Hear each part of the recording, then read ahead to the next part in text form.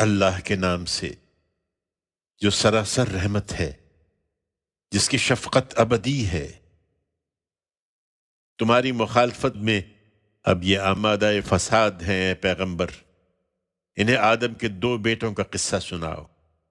ٹھیک ٹھیک، جب ان دونوں نے قربانی پیش کی تو ان میں سے ایک کی قربانی قبول کر لی گئی اور دوسرے کی قبول نہیں کی گئی۔ پھر جس کی قربانی قبول نہیں کی گئی اس نے کہا میں تجھے مار ڈالوں گا۔ دوسرے نے جواب دیا اللہ تو اپنے انہی بندوں کی قربانی قبول کرتا ہے جو اس سے ڈرنے والے ہوں۔ تم مجھے قتل کرنے کے لیے اپنا ہاتھ مجھ پر اٹھاؤ گے تو بھی میں تمہارے قتل کے لیے تم پر اپنا ہاتھ اٹھانے والا نہیں ہوں۔ میں اللہ رب العالمین سے ڈرتا ہوں۔ میں چاہتا ہوں کہ تم نے میرے قتل کا ارادہ کر لیا ہے تو اپنے اور میرے گناہ کا بار تم ہی لے جاؤ اور دوزخی بن کر رہو۔ اس طرح کے ظالموں کی یہی سزا ہے۔ اس پر بھی وہ باز نہیں آیا اور اس کے نفس نے بالآخر اپنے بھائی کے قتل پر اس کو آمادہ کر لیا اور اسے مار کر وہ ان لوگوں میں شامل ہو گیا جو نقصان اٹھانے والے ہیں۔ پھر اللہ نے ایک کوے کو بھیجا جو زمین کھودنے لگا تاکہ اس کو بتائے کہ وہ اپنے بھائی کی لاش کس طرح چھپائے۔ یہ دیکھ کر وہ بولا ہائے میری کم بختی، میں اس کوے جیسا بھی نہ ہو سکا کہ اپنے بھائی کی لاش ہی چھپا لیتا۔ سو اس پر وہ بے حد شرمندہ ہوا۔ انسان کی یہی سرکشی ہے جس کی وجہ سے ہم نے موسیٰ کو شریعت دی تو اس میں بنی اسرائیل پر بھی اپنا یہ فرمان لکھ دیا تھا کہ جس نے کسی ایک انسان کو قتل کیا اس کے بغیر کہ اس نے کسی کو قتل کیا ہو یا زمین میں کوئی فساد برپا کیا ہو تو اس نے گویا تمام انسانوں کو قتل کر دیا، اور جس نے کسی ایک انسان کو زندگی بخشی اس نے گویا تمام انسانوں کو زندگی بخش دی۔ پھر یہی نہیں، اس کے ساتھ یہ بھی حقیقت ہے کہ ان پر اتمام حجت کے لیے ہمارے پیغمبر ان کے پاس نہایت واضح نشانیاں لے کر آئے، لیکن اس کے باوجود ان میں سے بہت سے ہیں جو زمین میں زیادتیاں کرنے والے ہیں۔ انہیں بتا دیا جائے کہ جو اللہ اور اس کے رسول سے لڑیں گے اور اس طرح زمین میں فساد پیدا کرنے کی کوشش کریں گے، ان کی سزا پھر یہی ہے کہ عبرتناک طریقے سے قتل کیے جائیں یا سولی پر چڑھائے جائیں یا ان کے ہاتھ اور پاؤں بے ترتیب کاٹ دیے جائیں یا انہیں علاقہ بدر کر دیا جائے۔ یہ ان کے لیے دنیا میں رسوائی ہے اور آخرت میں ان کے لیے ایک بڑا عذاب ہے، مگر ان کے لیے نہیں جو تمہارے قابو پانے سے پہلے توبہ کر لیں۔ سو ان پر زیادتی نہ کرو اور اچھی طرح سمجھ لو کہ اللہ بخشنے والا ہے، اس کی شفقت ابدی ہے۔ یہ خدا کی شریعت ہے ایمان والو، تم اس کے بارے میں خدا سے ڈرتے رہو، اس کا تقرب ڈھونڈو اور اس کے لیے اس کی راہ میں برابر جد و جہد کرتے رہو تاکہ فلاح پاؤ۔ رہے وہ لوگ جو پیغمبر کی طرف سے اتمام حجت کے باوجود اس کے منکر ہیں تو انہیں اگر زمین کی ساری دولت حاصل ہو جائے اور اس کے ساتھ اتنی ہی اور بھی، اس لیے کہ اسے فدیے میں دے کر وہ اپنے آپ کو روز قیامت کے عذاب سے چھڑا لیں، تو ان سے وہ قبول نہیں کی جائے گی اور انہیں دردناک سزا مل کر رہے گی۔ وہ آگ سے نکلنا چاہیں گے مگر اس سے کبھی نکل نہ سکیں گے، ان کے لیے وہاں دائمی عذاب ہے۔ یہ خدا کی شریعت ہے، اسے مضبوطی سے پکڑو، اور چور مرد ہو یا عورت ان کا جرم ثابت ہو جائے تو ان کے ہاتھ کاٹ دو ان کے عمل کی پاداش میں، اور اللہ کی طرف سے عبرتناک سزا کے طور پر۔ اور یاد رکھو کہ اللہ سب پر غالب ہے، وہ بڑی حکمت والا ہے۔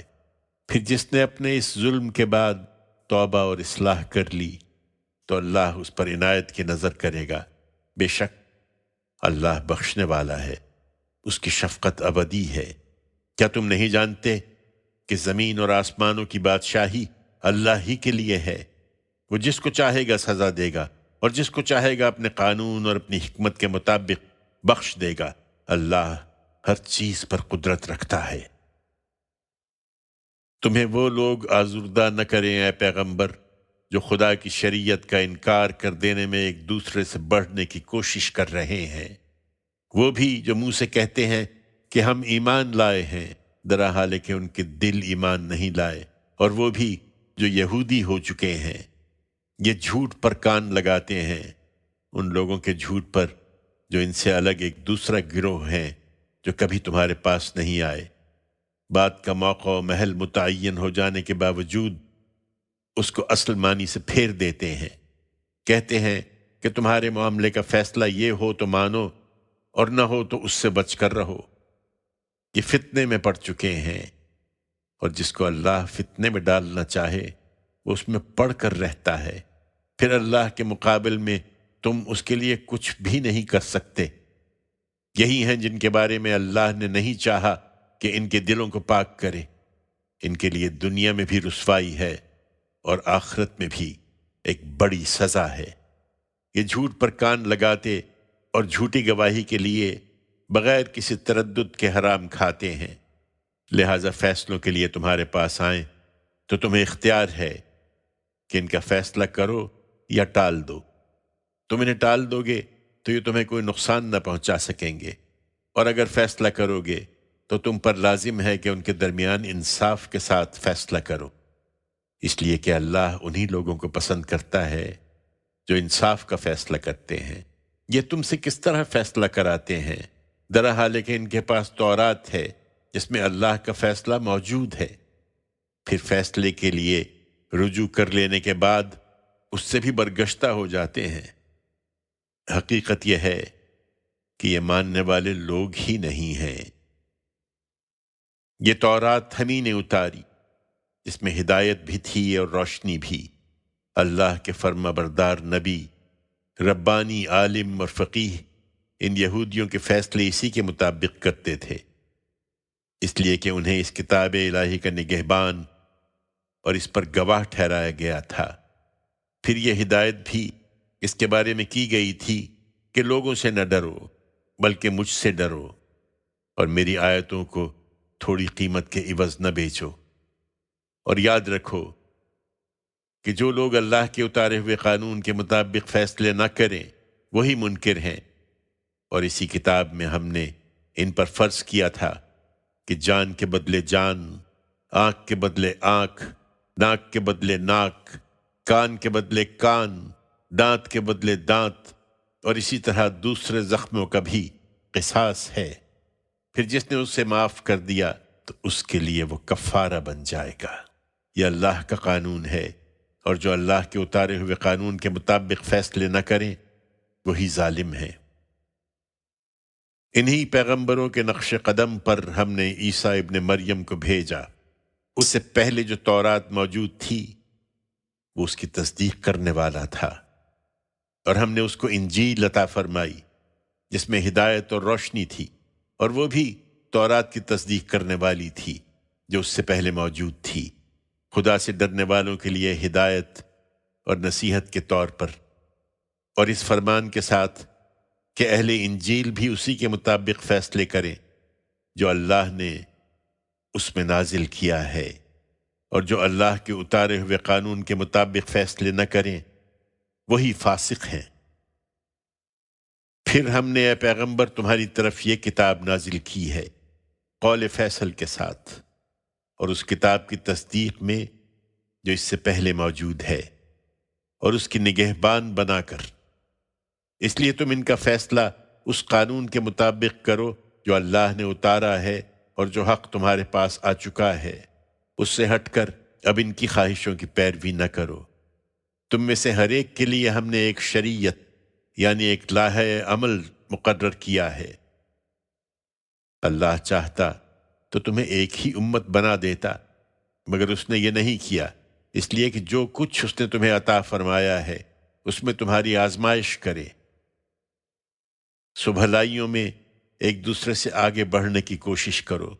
تم سب کو ایک دن اللہ ہی کی طرف پلٹنا ہے، پھر وہ تمہیں بتا دے گا سب چیزیں جن میں تم اختلاف کرتے رہے ہو، اور وہی بات کہ ان کا فیصلہ اس قانون کے مطابق کرو جو اللہ نے اتارا ہے، اور ان کی خواہشوں کی پیروی نہ کرو، اور ان سے ہوشیار رہو کہ مبادا یہ لوگ تمہیں ہدایت کی کسی بات سے بہکا دیں جو اللہ نے تمہاری طرف نازل کی ہے، پھر اگر اعراض کریں تو جان لو کہ اللہ ان کو ان کے کچھ گناہوں کی سزا دینا چاہتا ہے، اور حقیقت یہ ہے کہ ان لوگوں میں سے زیادہ نافرمان ہیں۔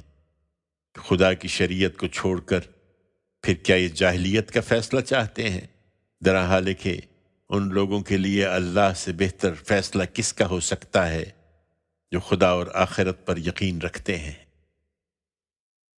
ایمان والو، تم ان یہود و نصارہ کو دوست نہ بناؤ، یہ ایک دوسرے کے دوست ہیں، اور یاد رکھو کہ تم میں سے اگر کوئی اس تنبیہ کے باوجود انہیں اپنا دوست بناتا ہے تو اس کا شمار پھر انہی میں ہے۔ حقیقت یہ ہے کہ اللہ اس طرح کے ظالموں کو کبھی راہ نہیں دکھاتا۔ چنانچہ تم دیکھتے ہو کہ جن کے دلوں میں نفاق کی بیماری ہے وہ ان سے پینگیں بڑھا رہے ہیں، کہتے ہیں کہ ہمیں اندیشہ ہے کہ کسی مصیبت میں نہ پھنس جائیں۔ سو بہت ممکن ہے کہ اللہ تم کو فتح دے یا اپنی طرف سے کوئی اور بات ظاہر کر دے تو انہیں اس چیز پر پچھتانا پڑے جو اپنے دلوں میں چھپائے ہوئے ہیں۔ یقین رکھو کہ ان کے ساتھ یہی ہوگا، اور ایمان والے اس موقع پر کہیں گے کہ کیا یہ وہی ہیں جو اللہ کے نام سے کڑی کڑی قسمیں کھا کر یقین دلاتے تھے کہ وہ تمہارے ساتھ ہیں؟ افسوس، ان کے سب اعمال ضائع ہوئے اور یہ نامراد ہو کر رہ گئے۔